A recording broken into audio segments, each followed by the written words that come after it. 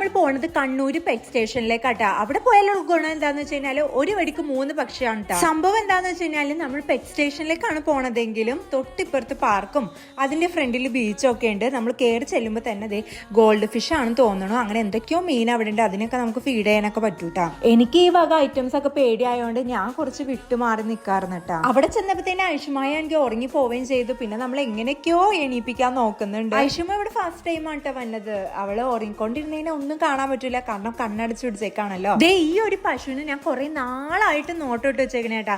പക്ഷെ എനിക്ക് ഇവരെ വളർത്താനൊന്നും ഇഷ്ടമല്ല. പിന്നെ നമുക്കാണെങ്കിൽ ഈ ഒരു ബേർഡ്സിനെ ഒക്കെ ഫീഡ് ചെയ്യാൻ പറ്റൂട്ടാ. എന്ത് ടൈപ്പ് ബേർഡ്സ് ആണെന്നൊന്നും എനിക്ക് അറിയില്ല, അതുകൊണ്ടാണ് എടുത്ത് പറയാത്തത്. പാമ്പിന്റെ തലയിൽ വെക്കാൻ വേണ്ടിയിട്ട് ഞാൻ ഐഷുമാനെ വിട്ടില്ല കേട്ടോ. അവളെങ്ങാനും പേടിച്ചാലോ എന്ന് ഓർത്തിട്ട് മാത്രമാണ്.